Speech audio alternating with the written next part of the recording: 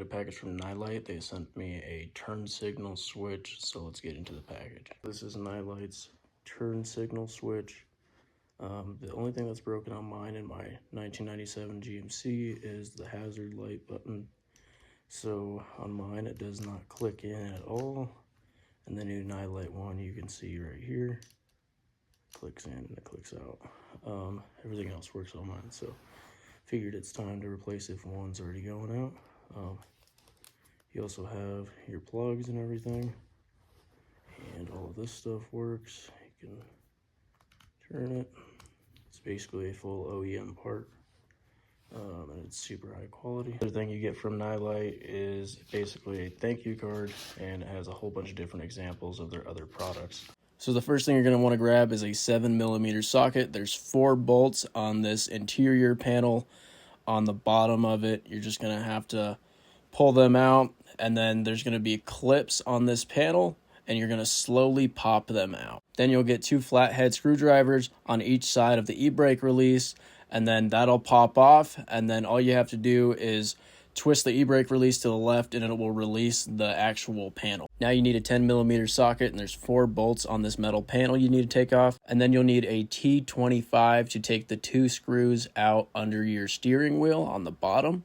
My top trim piece for the steering wheel on my truck was actually broken from the previous owner. So there's this little hole up here that you're going to need to get to and get a little pick and pop it out, and then it'll come off. And then there's another T25 on top and a T25 on the bottom, but I'm going to be using a T25 reverse, so I don't have to take the steering wheel off, and then you just have to turn the steering wheel all the way towards the driver's side, so it gives you a little bit of access to the bolt that's behind the steering wheel. Then you'll get an extension with the T25 and take it out. You're going to need a 7mm socket to take out 2 bolts that are holding in the bracket for the plugs, and then pull the brackets down. After you get those out, there's going to be another one under your dash that you're going to have to pop out with a flathead screwdriver. Now you're just going to need to get a flathead and pop out the black connector that's on the left side, and then pop out the gray connector that's on the right side. Here's the comparison between the NILIGHT turn signal switch and my old one. After you pull the wires through from the new turn signal switch, you'll connect the black connector on the left side and the gray connector on the right side. Under the dash, you'll also plug in the smaller connector, and then you'll basically put everything back together.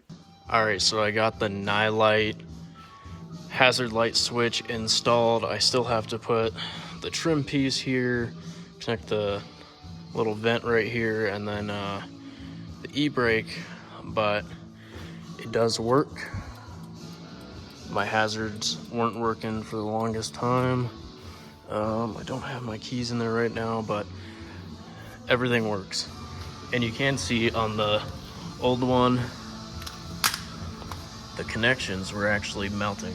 I would 100% recommend the NILIGHT turn signal switch because it is super high quality, and especially for the price point being about $30 and something, everything works and it's super nice and I'm super happy with it. I'm going to have a link down below to the product. Feel free to check it out, and don't forget to subscribe.